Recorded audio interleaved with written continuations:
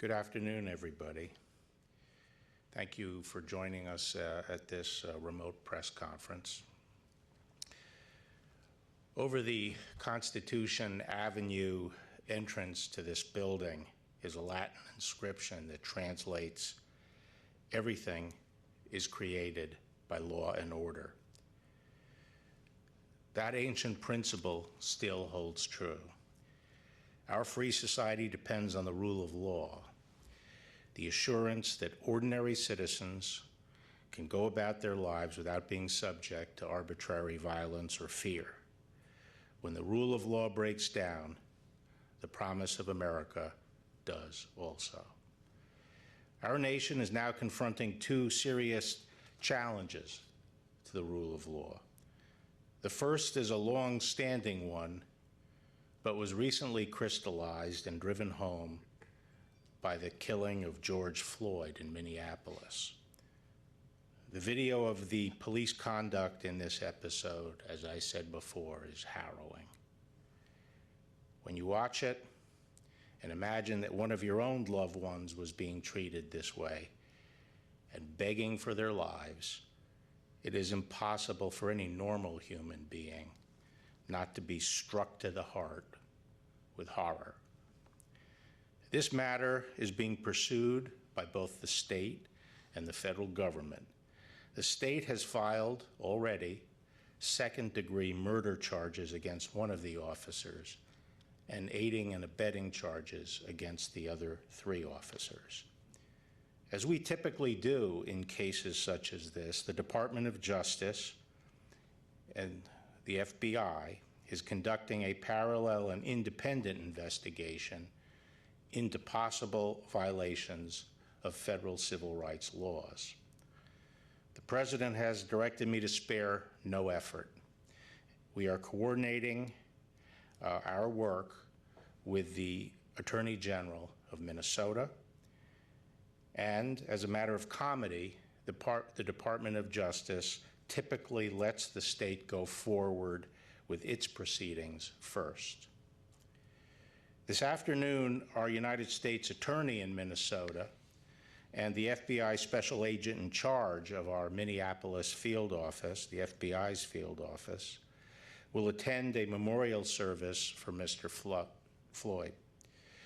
Today is a day of mourning, and the day is coming soon, I am confident, when justice will be served. George Floyd's death was not the first of its kind, and it exposes concerns that reach far beyond this particular case. While the vast majority of police officers do their job bravely and righteously, it is undeniable that many African Americans lacked confidence in our American criminal justice system. This must change. Our Constitution mandates equal protection of the laws, and nothing less is acceptable. As the nation's leading federal law enforcement agency, the Department of Justice will do its part. I believe that police chiefs and law enforcement officials and leaders around the country are committed to ensuring that racism plays no part in law enforcement and that everyone receives equal protection of the laws. In October 2019, the President established the first Commission on Law Enforcement since the 1960s, and I am meeting with them later this month, and I have been talking to law enforcement leaders around the country. And in the weeks and months ahead, we will be working with community leaders to find constructive solutions so that Mr. Floyd's death will not have been in vain. We will work hard to bring good out of bad.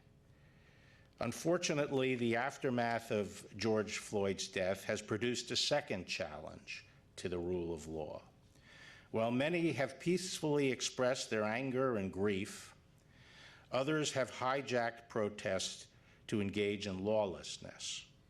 Violent rioting, arson, looting of businesses and public property, assaults on law enforcement officers and innocent people, and even the murder of a federal agent. Such senseless acts of anarchy are not exercises of First Amendment rights. They are crimes designed to terrify fellow citizens and intimidate communities. As I told the governors on Monday, we understand the distinction between three different sets of actors here. The large preponderance of those who are protesting are peaceful demonstrators who are exercising their First Amendment rights. At some demonstrations, however, there are groups that exploit the opportunity to engage in such crimes as looting.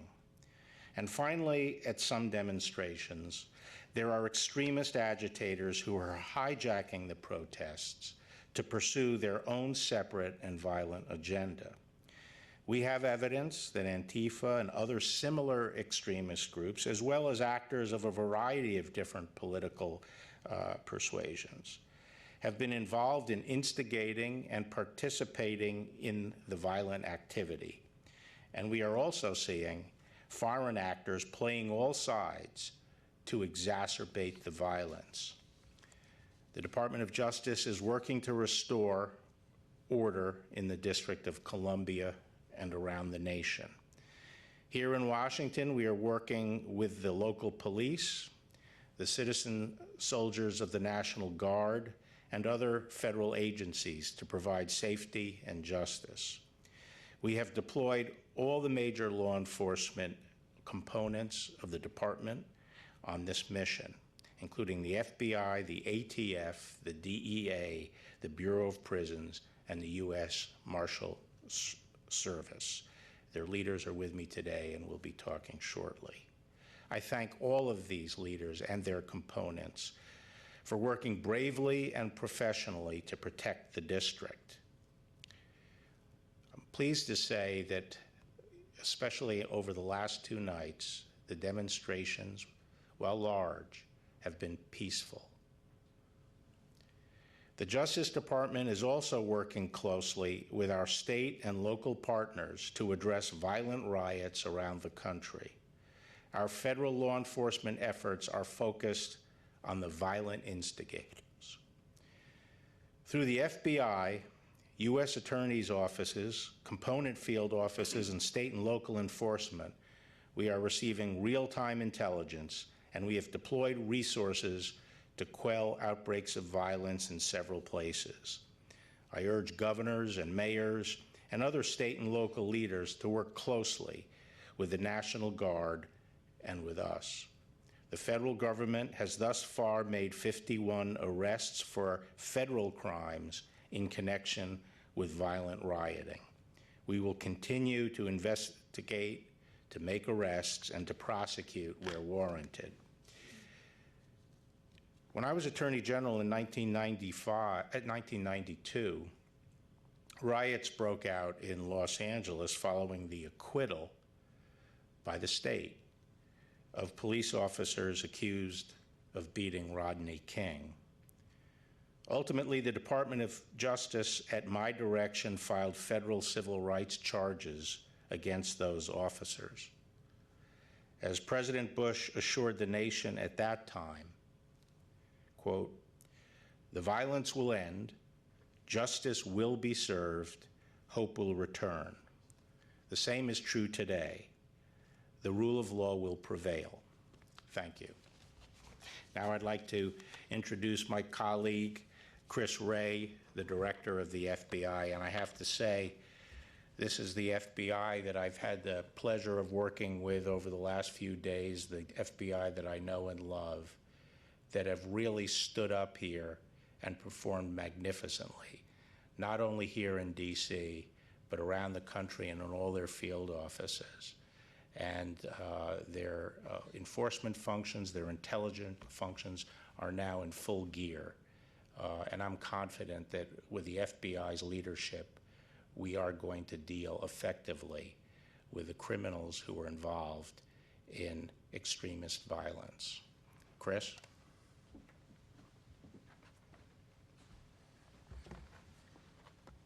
Thank you, General, for your leadership. Good morning. This is, needless to say, an incredibly challenging time for our country and for all the citizens we serve. I want to begin by expressing my deepest sympathies for George Floyd and his family. Like most of you, I was appalled and profoundly troubled by the video images of the incident that ended with Mr. Floyd's tragic death. Within hours of his death on May 25th, the FBI had opened a criminal investigation to determine whether the actions by the former Minneapolis Police Department officers involved violated federal law. We're moving quickly in that investigation, and we're going to follow the facts wherever they may lead in our pursuit of justice. Mr. Floyd's family, like a lot of families who have lost loved ones in recent weeks, are suffering right now and trying to find a way forward. In fact, our entire country is trying to find a way forward. That's because this is not just about George Floyd. This is about all of those over the years who've been unjustifiably killed or had their rights violated by people entrusted with their protection. When law enforcement fails to fulfill its most basic duty to protect and serve its citizens, particularly members of a minority community, it not only tarnishes the badge we all wear, but erodes the trust that so many of us in law enforcement have worked so hard to build. And when people feel that we haven't lived up to the trust that they place in us, it is understandable that they want to speak out and protest. And the FBI holds sacred the rights of individuals to peacefully exercise their First Amendment freedoms. Nonviolent protests are signs of a healthy democracy, not an ailing one. The FBI's mission is to protect the American people and uphold the Constitution. That mission is both dual and simultaneous. It is not contradictory.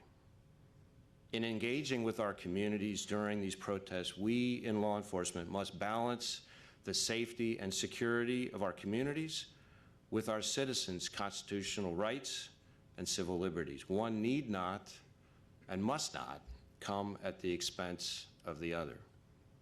In recent days, the violence, threat to life, and destruction of property that we've seen in some parts of the country jeopardizes the rights and safety of all citizens, including peaceful demonstrators, and it has to stop. We're seeing people who are exploiting this situation to pursue violent extremist agendas, anarchists like Antifa and other agitators. These individuals have set out to sow discord and upheaval rather than join in the righteous pursuit of equality and justice.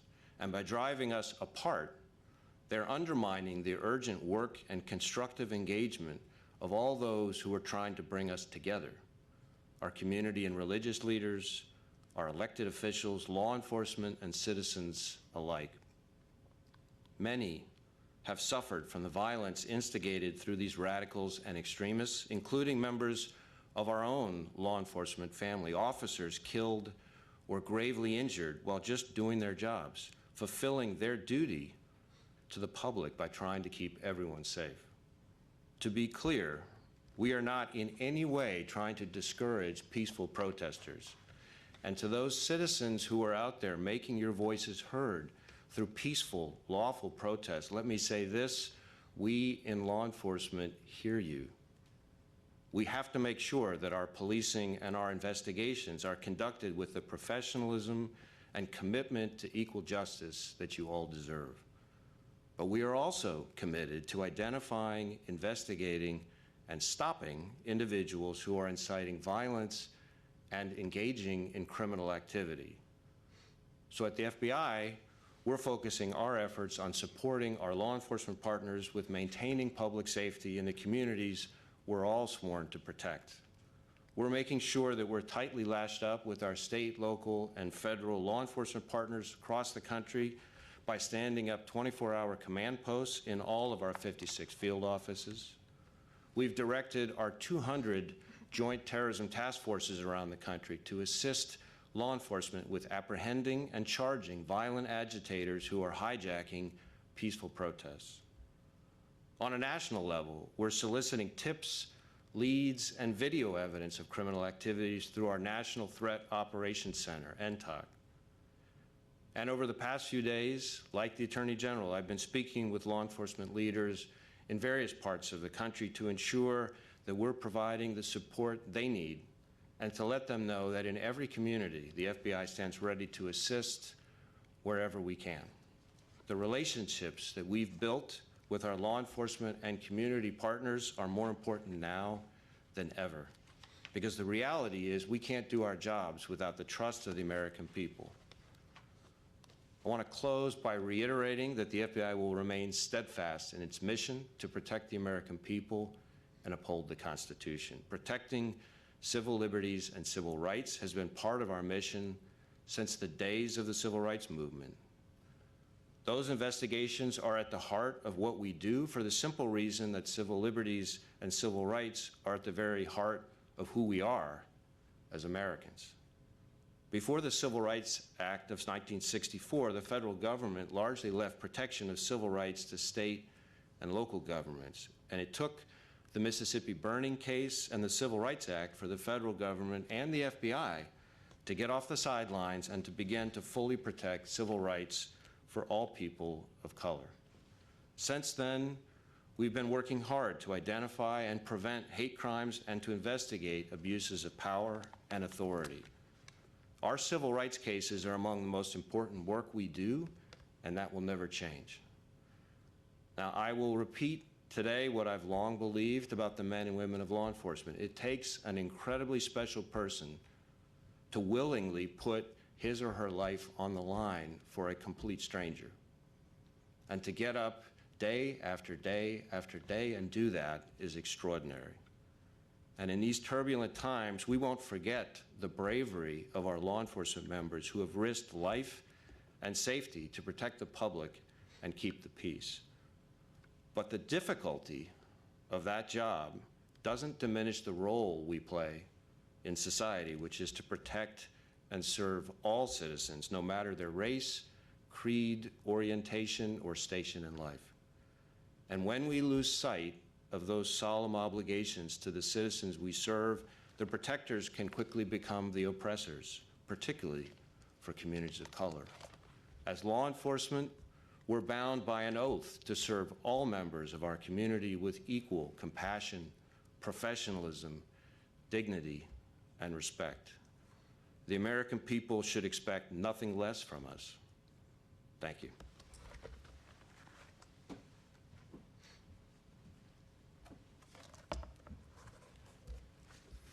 Good morning. I am Donald Washington, Director of the United States Marshal Service.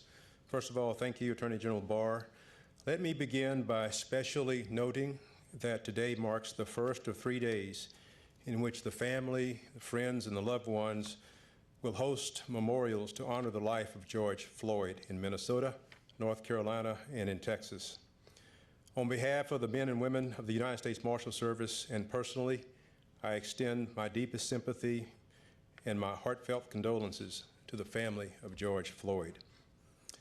What started as peaceful protests in Minnesota after the death of Mr. Floyd has morphed into a national emergency, resulting in many injuries to many people, thousands of arrests, along with arson, theft, and vandalism to property in many cities.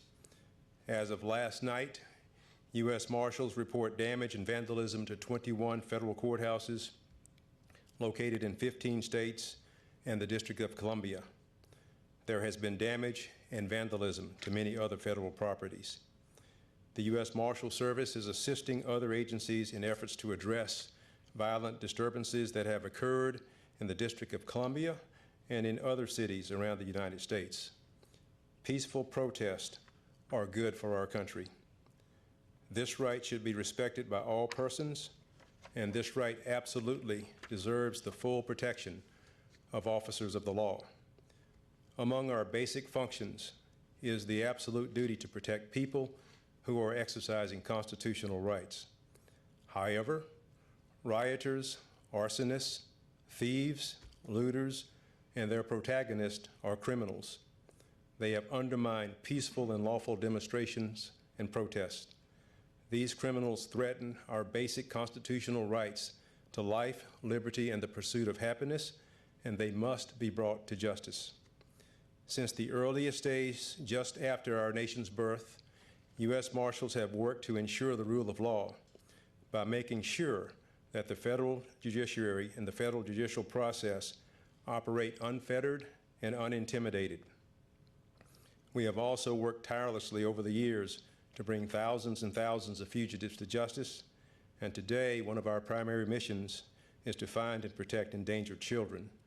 In the last week, U.S. Marshals have coordinated with U.S. attorneys and state, local, and federal partners to protect protesters and to address the criminal acts of others. Deputy U.S. Marshals are assisting with and conducting criminal investigations required by the criminal acts of persons who are instigating and causing violence against persons and property, where such acts violate federal laws. Working with our local law enforcement partners, we are also securing federal properties threatened by criminal acts and protecting persons from the violent acts of others. I believe strongly that this special mission is important to our democracy. We will protect those who are engaged in lawful protests, but we will arrest those who commit felonies in our presence. We are working violent crime warrants and investigating gang activities that incite riots or terrorism. We are assisting and partnering with federal, state, and local authorities consistent with our broad federal jurisdiction. To our local governments and private sector leaders, we know that we are stronger, much stronger, when we work together. We will achieve our collective goals of protecting lawful protesters and lawful protests while also enforcing the law. I do not pretend even for a moment to speak for the other leaders here, but I am certain that we all want local leaders to have the confidence and the conviction to request and utilize all available resources to fight violence and to protect our communities. The U.S. Marshal Service is your partner too.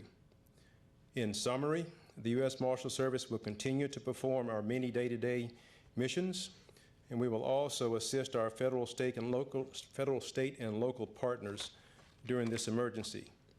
We will work urgently to keep citizens and law enforcers safe. I thank our concerned citizens for their patience and for their continuing support, and I look forward to any questions you may have. Thank you.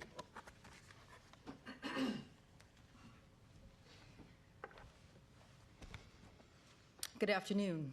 My name is Regina Lombardo, the Acting Director of ATF. For many special agents, one of the proudest moments is when you raise your right hand to take the oath of office to support and defend the United States Constitution. And we take that oath seriously. However, in the moment, we don't know exactly what we will be faced with, what challenges we will have to overcome in order to uphold that oath that we took. In this moment today, we express our warmest sympathies to the family of George Floyd and acknowledge the pain and suffering for his family. We also have sympathy for those that are suffering across the country. Unfortunately, where our constitutionally protected right to peacefully assemble has sometimes turned to the riots and criminal acts, the resulting violence involves crimes of ATF's core mission. Shootings, responding to shootings, burglaries, arsons, bombings, especially destructive devices such as the Molotov cocktail. At the request of the Attorney General, ATF has provided every available resource. We have deployed a large number of special agents, our special response team here in our nation's capital. We have supported the Washington Metropolitan Police Department, the United States Secret Service, and the United States Park Police to protect the public, property, and the national landmarks that belong to each and every one of you. Our national response teams are here in Washington, D.C. in order to quickly respond the emerging arson incidents. We are working with the DC Fire to assess, investigate the 7 incendiary fires in the DC area caused by criminals, including the arson at St. John's Church, the AFL-CIO, the National Park Service Building, and the DC Fire District 4 Police Department. The individual we believe responsible for that fire at the Metro PD's Fort District has been arrested and charged. Our certified fire investigators, chemists, fire engineers, and explosive specialists are working around the clock to support the ongoing safety of operations. Across the country, ATF special agents, industry operations investigators from all 25 of our field divisions are responding to shootings, arsons, bombings, and thefts of federal firearms licensed dealers. We are providing investigative support and assistance to all of our local and state partners. ATF has responded to numerous shooting scenes at the disturbances of cities that is actively working with local law enforcement, and we are entering those shell casings into our National Integrated Ballistic Information Network, NIBIN. Our National Tracing Center is running traces on the recovered firearms, and we are collecting DNA from shell casings and ballistic evidence. Our crime gun intelligence centers are collecting valuable intelligence and sharing all of that information in a joint environment. ATF's JTTF representatives are working with the FBI in multiple cities, as well as our Department of Justice partners, the U.S. Marshal Service, the DEA, and the Bureau of Prisons, all state and local federal law enforcement working in partnership. Our special agents and certified fire investigators are tracking and assisting more than 847 arsons, over 76 explosive incidents, and providing valuable technical expertise and intelligence support. 2 of our national response teams, our NRT, have been activated and responding to Minneapolis and St. Paul, Minnesota. We have developed efficient and effective strategies to triage and quickly assess the scenes, even in an unstable environment. ATF has also responded to 73 federal firearms licensed dealers. We have identified many suspects and made arrests and recovered many firearms already. We have responded to assaults and murders of our law enforcement partners. Our team of ATF professionals at our National Correlation Center and our laboratories and our tracing center are all working day and night to make those arrests. We are on the streets, making cases, and protecting the American public from violent criminals. You do not have to be in law enforcement to know that this is dangerous work. ATF has answered the call. As the Attorney General stated, the most basic function of government is to provide security for the people who live their lives and exercise their rights, and we will meet that responsibility. This is our mission, and we deeply are committed to that mission, to protect and serve. Thank you.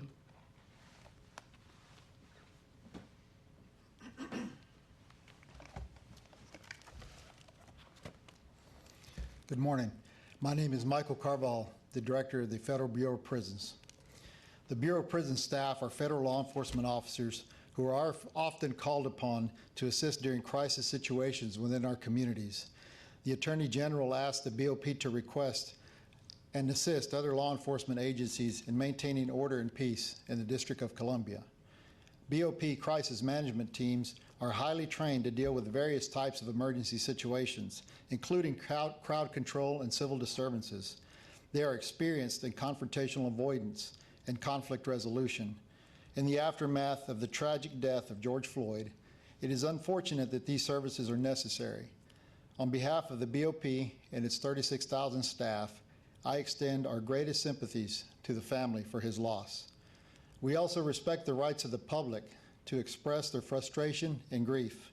We appreciate those who seek to ensure the events surrounding Mr. Floyd's death are never repeated again.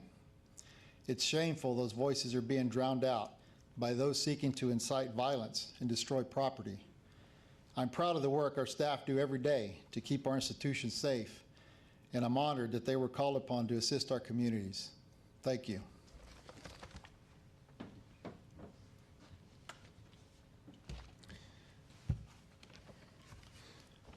My name is Tim Shea. I'm the acting administrator of the Drug Enforcement Administration, and I'm honored to represent the brave men and women of the DEA and to share with you the important work our special agents have been performing these last few days. But first, I'd like to join the Attorney General and take a moment to express my sincere condolences on behalf of myself and the men and women of the DEA to the family and friends of George Floyd, as well as to all those who mourned his passing. It was a tragedy for us, too, in law enforcement. The DEA's mission, like all law enforcement partners, is to protect the American people. Before they receive their badge and credentials, every one of our special agents takes an oath to uphold the Constitution and the rule of law. And that's exactly what they're doing this week. As is the case with other significant events, our agents have been authorized to respond as needed to violations of federal law. And I'm proud of what our agency has done to assist our state and local partners to ensure that those who wish to peacefully protest may do so in safety and without fear of violence. While these events have been largely peaceful, agitators continue to attempt to sow chaos. We've recovered weapons. We've had rocks thrown at our vehicles. And our agents, along with other law enforcement partners, have endured the continual verbal assaults. And during that time, our agents have acted professionally and admirably under these very difficult conditions. DEA special agents are providing security, conducting threat assessments, sharing that information on potential violations of federal law in real time. In addition, DEA continues to investigate drug-related crimes, including the theft of controlled substances from looted pharmacies, which is happening here in the District of Columbia and across the country. In the National Capital Region, approximately or over 150 DEA special agents have partnered with the Metropolitan Police Department at their request and the National Guard to enforce security posts and maintain a secure perimeter in designated areas. DEA has also provided over 11 mobile response teams, SRT teams, who are prepared to respond to high-risk situations and other requests for assistance, including medical services. DEA owes much of its success in enforcing our nation's drug laws to the assistance provided by the very federal, state, and local partners that need our help now. Every DEA agent out on the street helps free up one of our local law enforcement counterparts, in the case of Washington, the MPD, to carry out their policing functions and protect the public. DEA is committed to providing that support as long as it's needed, requested, and authorized. Our country was founded upon basic principles and rights, and chief among them is the right of free speech and the right to assemble peaceably. We're supporting those rights and the peaceful demonstrators by ensuring their voices can be heard and that those seeking to exploit this situation are held to account. Thank you.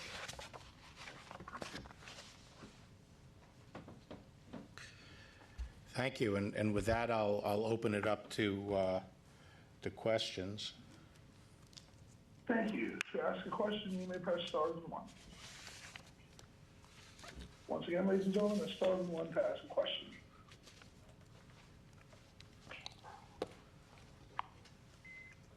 And today's first question comes from Pete Williams with NBC News. Please go ahead. Thank you, Mr. Attorney General. Washington, D.C. has a lot of experience in dealing with large, complex events that include protests like the inauguration or meetings of the World Bank. Why did you think it was necessary for you to take command of this, and where does that authority come from?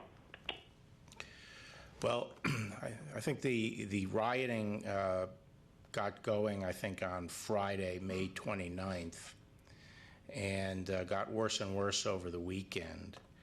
It culminated or came to a crescendo over the weekend on Sunday evening right around the White House on H Street on the northern side of Lafayette Park.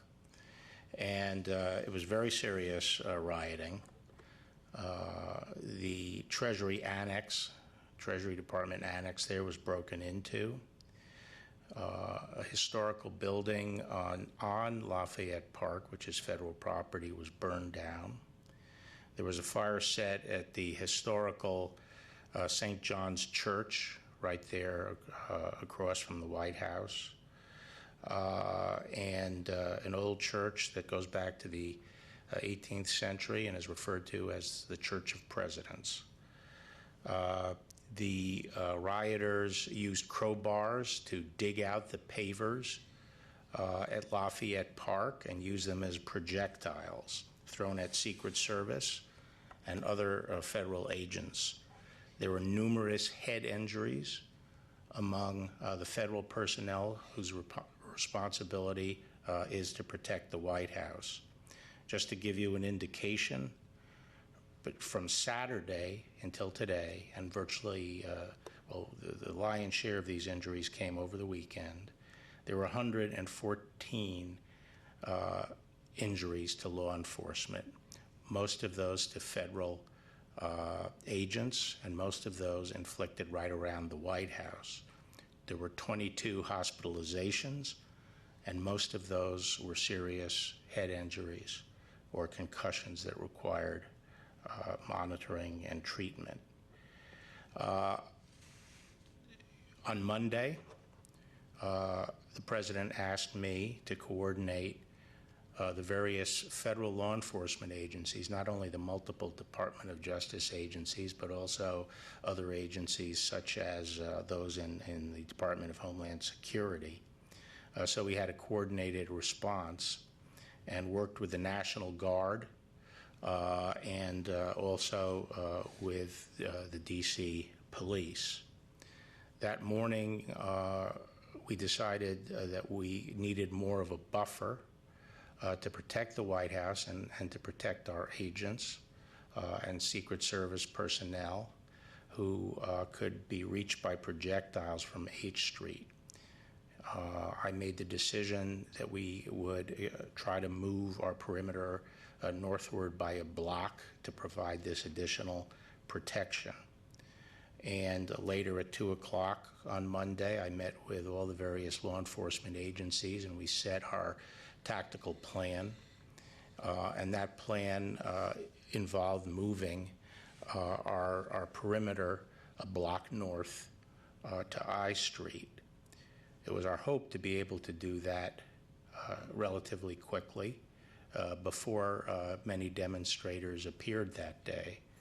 Unfortunately, because of the difficulty in getting appropriate forces and units into place, by the time they were able to move our perimeter up to I Street, there had been a large number of protesters had assembled on H Street. There were projectiles being thrown, and the group was becoming increasingly unruly, and the operation, they were asked 3 times if they would move back 1 block. They refused, and we proceeded to move our perimeter out to I Street. It is true that the Metropolitan Police have a lot of experience in dealing with demonstrations, but we have a lot of this is the federal city. It's the seat of the federal government. Many of the buildings, as you know, and facilities here and the monuments are the responsibility of the federal government, and the proceedings and process of the federal government take place here. And so when you have a large-scale civil disturbance that is damaging federal property, threatening federal property, threatening federal law enforcement officers, threatening the officials in government and their offices and our great monuments. It is the responsibility of the federal government to render that protection, and we do so in close coordination with the Metropolitan Police Department. Fortunately, later that evening on Monday, after we did establish a buffer zone, we were able to finish that day without further significant violence from the demonstrators. And then the following 2 days were peaceful. The assemblies and the protests were peaceful. So we're pleased with that. We're working closely with the Metropolitan Police to plan out the remainder of the week. Next question. Our next question comes from Pierre Thomas with ABC News. Please go ahead. Good afternoon, Attorney General Barr. A couple of very good questions for you, if I may. Yesterday, the department charged 3 members of the group, or associated with the group Boogaloo, a far-right extremist group, known as a far-right extremist group. Is it important in your remarks and thoughts to point out all the different groups that are involved in this type of violent activity? And then the second question is, do you have any concerns that law enforcement could have perhaps been more surgical in how they operated on Monday? And many of the people who were moved forcibly were peaceful protesters, sir. Well, I do think it's important to point out the witch's brew that we have of extremist individuals and groups that are involved, and that's why in my prepared statement I specifically said, in addition to Antifa and other extremist groups like Antifa, there were a variety of groups and people of a variety of ideological persuasions. So I did make that point. I'm not going to get too specific, but the intelligence being collected by our U.S. Attorney's Office is particularly integrated by the FBI from multiple different sources is building up. There are some specific cases against individuals, some Antifa related. A lot of the extremists are involved in egging on violence and participating in violence, providing the means of violence. We are pursuing those cases. At the same time, there's a lot of, I would also add, there's a lot of disinformation out there, people posing as different, as they're members of the different groups. So you sometimes have to dig a little deeper to determine exactly what's going on. There are some groups that don't have a particular ideology other than anarchy. There are some groups that want to bring about a civil war, the Boogaloo group, that has been on the margin of this as well, trying to exacerbate the violence. So we are dealing with, as I say, a witch's brew of a lot of different extremist organizations. Maybe Chris would have something to add to that.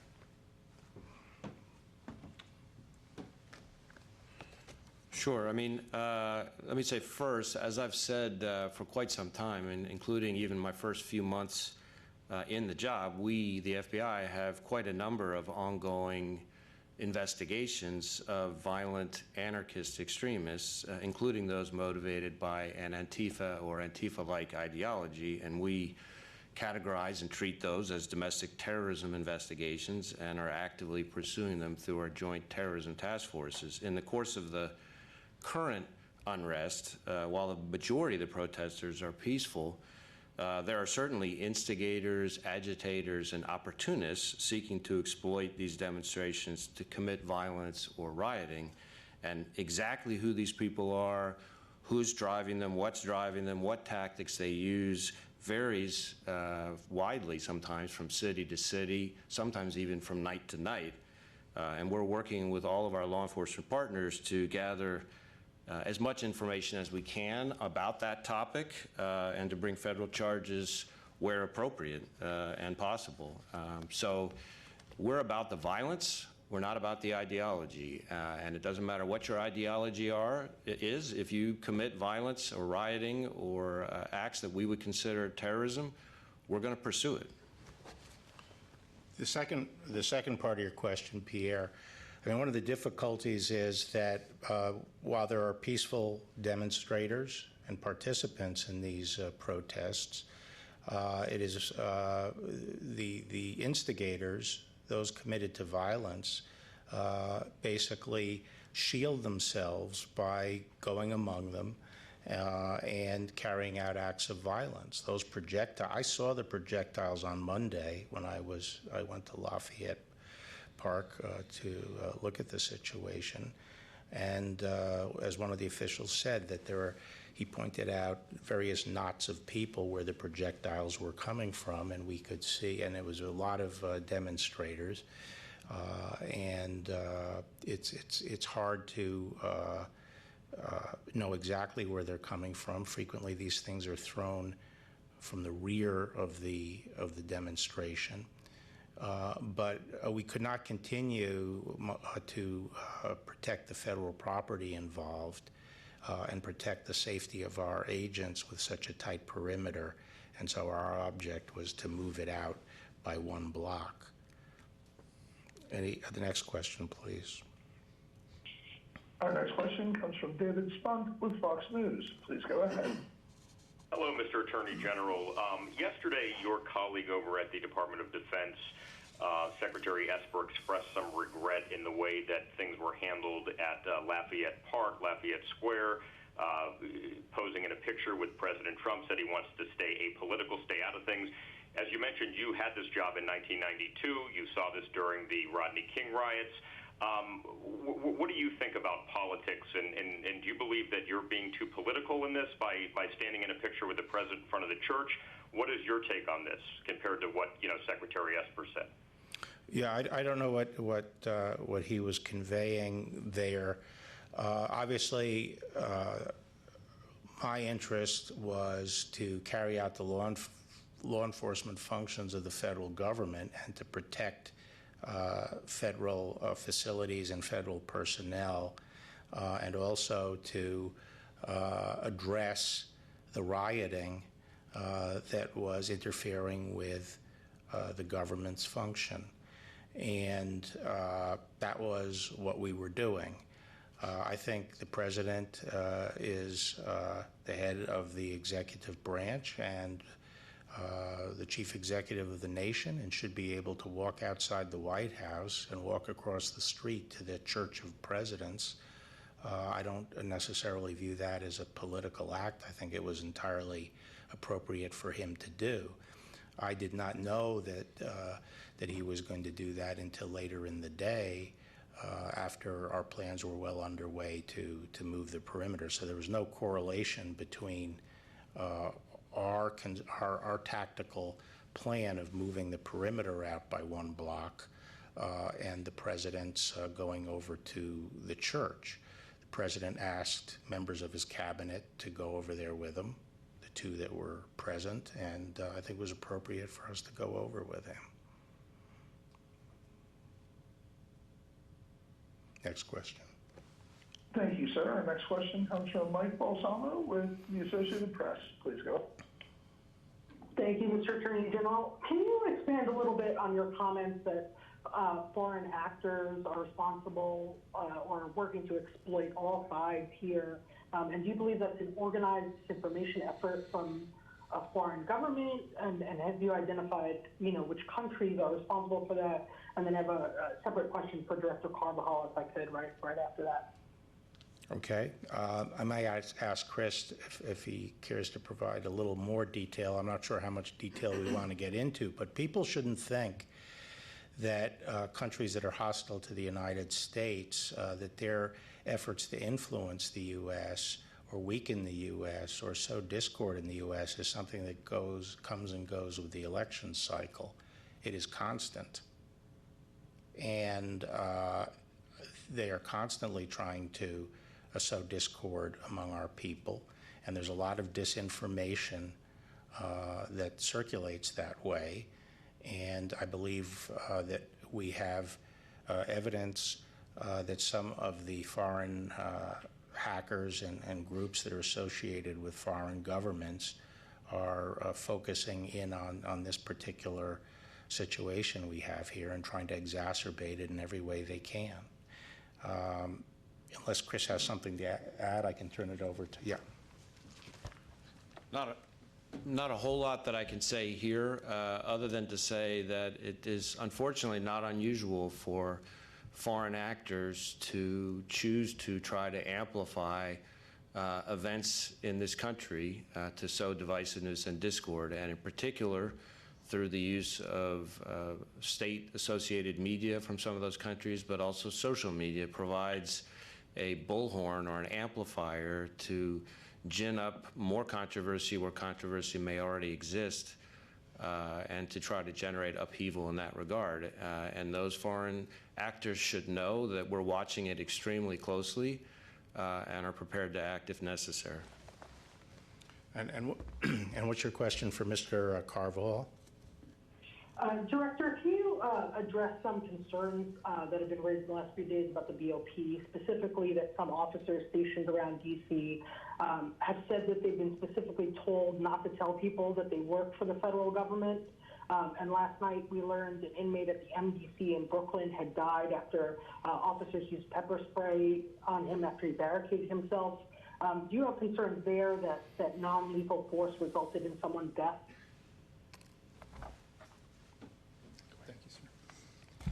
Thank you, Mike, for the question, and let me clarify this. First of all, I'm not aware of any specific Bureau of Prisons personnel being told not to identify themselves.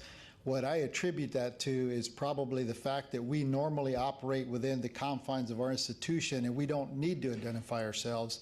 Most of our identification is institution specific and probably wouldn't mean a whole lot to people in D.C.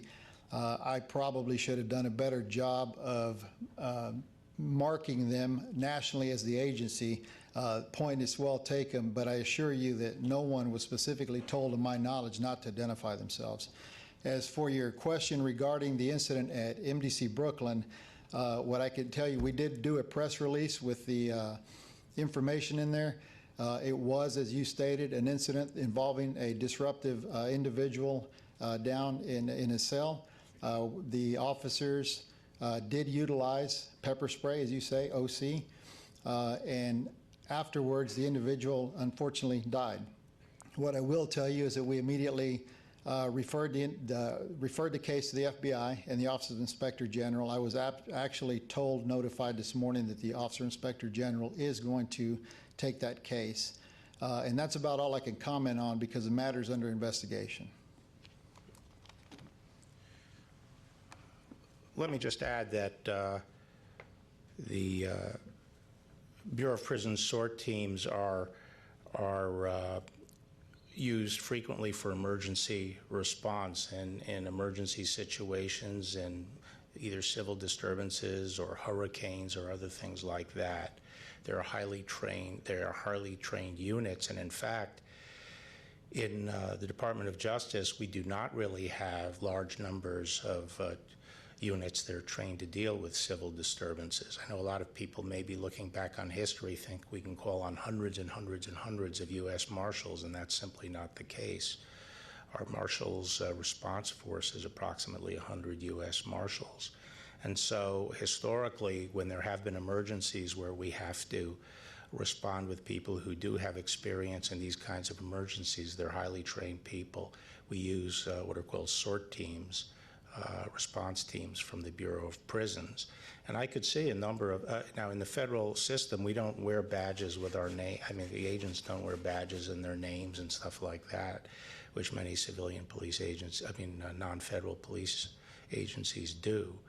I could understand why some of these individuals simply wouldn't want to talk to people about who they are, if that in fact was the case. I'll take the next question.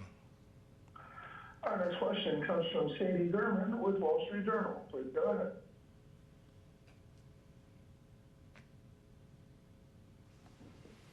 Katie, your line is open now. Can you hear me? Yep. Hi there.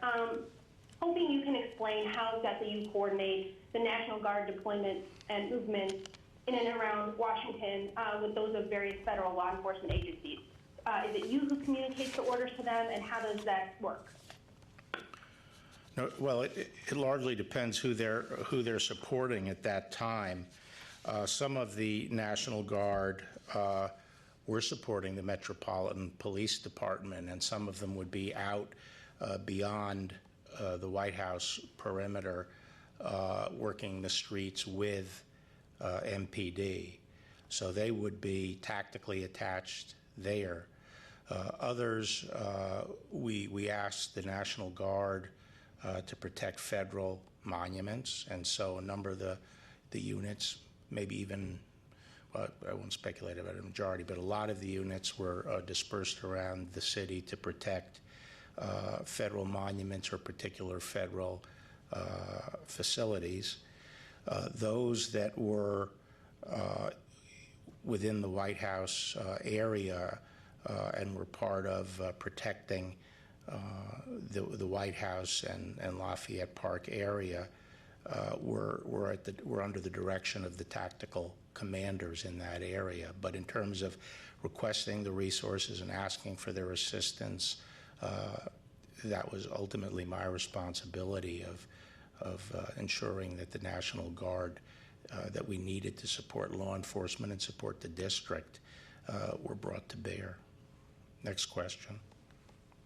Yes, sir. Our next question comes from Katie Benner with New York Times. Please go ahead. Hi, Mr. Attorney General. Thank you so much for doing this press conference.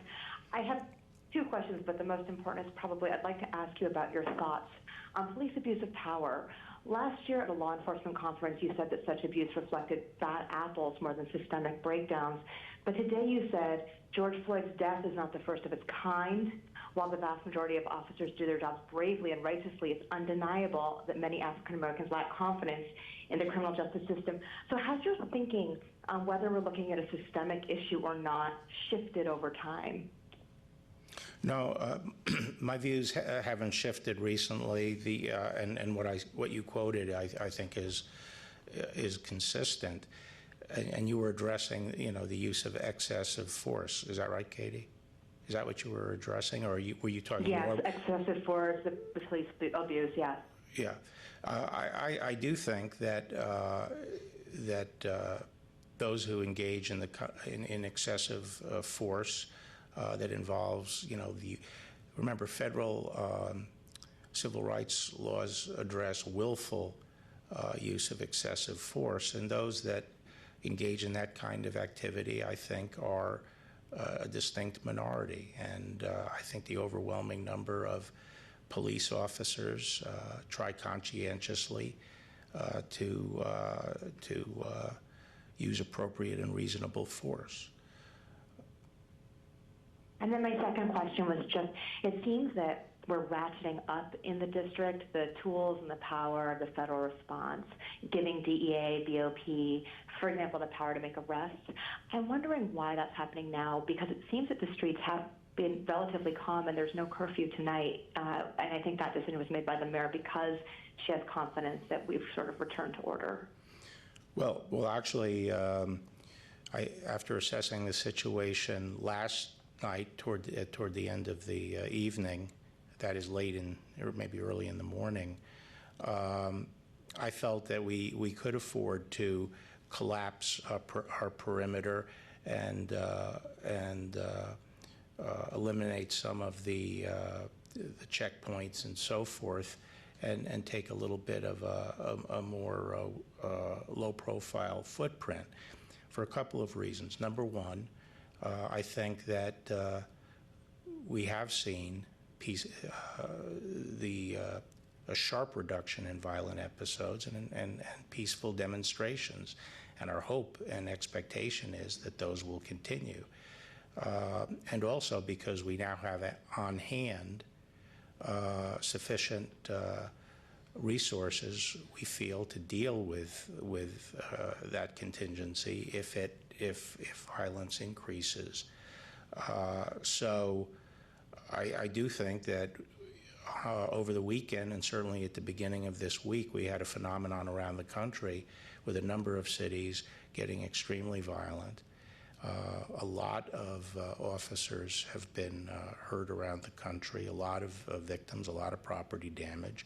And as I said, on Sunday, it was probably the peak of violence in D.C., and on Monday, we were still facing very large demonstrations that were belligerent and throwing projectiles, although the evening ultimately ended more peaceably. So as I told the governors on Monday, it's very important to use sufficient forces, law enforcement, to establish law and order in a city when you have riots running. If you use insufficient resources, it's dangerous for everybody. It's dangerous for the officers, it's dangerous for the protesters, it's dangerous for the population, because things can easily get out of control and you lose control of events. That's what riots are. And the way to address it is to make sure the resources are there and the people understand the resources are there to deal with that kind of violence. And I think once that occurred, it provided an environment where things could quiet down, and they did quiet down, and hopefully they will stay quieted down. Next. Okay. I think that was it. I appreciate everyone's attendance. And I again want to appreciate the hard work done by all the men and women in the Department of Justice and the Justice Department components and their leaders. Thank you. Thank you all for attending.